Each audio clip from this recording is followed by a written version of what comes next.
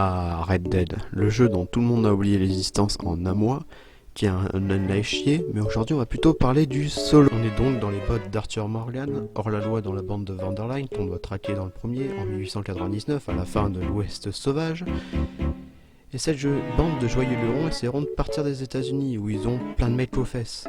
Ne vous inquiétez pas de sucre, pas de gluten, et bien entendu pas de spoil dans cette vidéo. Mais y a quoi comme activité à faire dans un jeu qui mérite 21 sur 20 pour certains? Déjà on peut jouer au poker, au blackjack, chasser, on peut même jouer au jeu de Alien 2.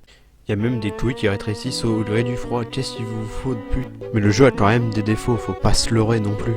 Comme le fait que le réalisme casse souvent le jeu, surtout le rythme. Le fait que fouiller tout, tiroir par tiroir, c'est chiant, long, et ça casse le rythme quand t'es dans une gunfight. Évidemment, le jeu te gueule dessus si tu fouilles un mec mort évidemment, rassurez-vous. Parce que tu mets que 2 secondes. Sans compter que Arthur se gère comme un putain de camion ben. Et aussi le fait que si tu rentres par exemple, par hasard, dans un cheval d'un autre mec, le jeu, il va décider que le mec va te tirer dessus. Et oui. Du coup tu te défends, et regardez comment ça finit après. Peut-être que j'y suis allé trop fort, mais bon, ils l'ont bien cherché. Je pense qu'un de ça c'était marrant. Et l'honneur est parfois chiant, te privant de un peu de fun, comme je vous ai montré. Le jeu des fois souffre aussi de fanservice, surtout sur le premier épilogue. Clin d'œil, clin d'œil. Tout ce jeu vous demande du temps. Beaucoup de temps. Sans compter qu'on est tous chez nous en ce moment, de vous profitez-en.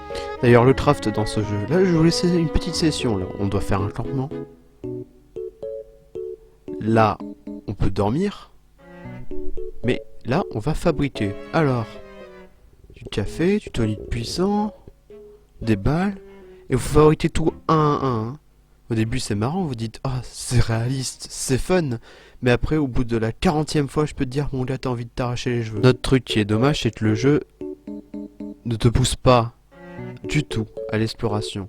Tu peux améliorer le temps, tu peux améliorer tes sacoches en donnant des pots, en donnant de l'argent pour les bonnes œuvres ou je ne sais quelle connerie, ou achetant des tentes ou des trucs comme ça, mais le jeu, si tu le fais c'est bien, si tu le fais pas, c'est pas là. Faites plein de trajets à cheval, ce qui est super chiant. Ils auraient dû montrer ça dans la bande-annonce au lieu de montrer ça. 3 different states after us.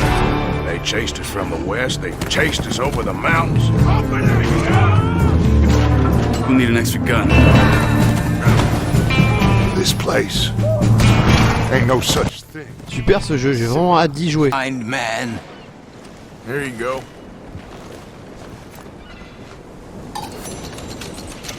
Sensationnel. Mais le jeu est quand même bourré de bonne qualité. Il en a plus que de défauts. Bon, en voici quelques-unes. La plus grande qualité de ce jeu, c'est que vous faites jamais chier. Vous avez toujours un truc à faire, que ce soit les animaux légendaires, les trésors, les poissons légendaires, le fait de jouer à Alien 2, etc.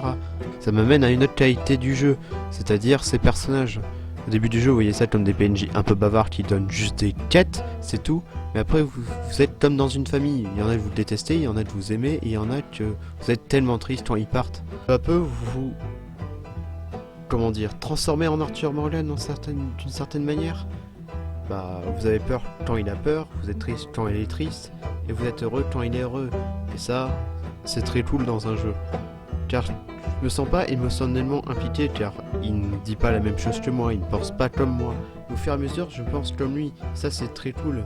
Rockstar a fait du bon boulot au niveau des personnages.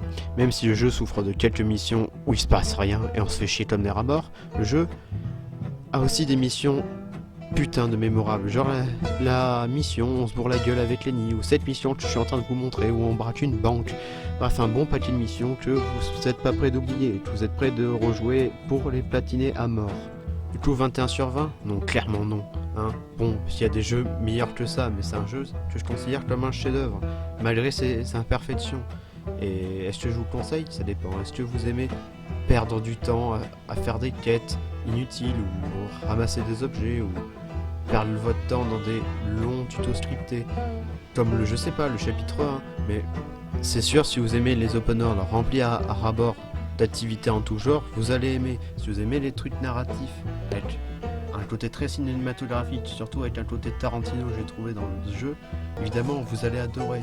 Mais par contre, si vous aimez pas perdre du temps en campagne, parce que vous trouvez ça très con, Et si vous aimez une campagne avec cinématographique, mais vous n'avez pas beaucoup de temps, je vous conseillerais d'aller plutôt sur le 1. Le 1 est quand même un très bon jeu. Je trouve que c'est l'un des meilleurs jeux de la décennie, avec le deuxième.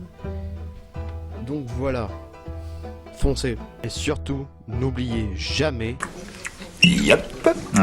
Yep. Yep. Yep.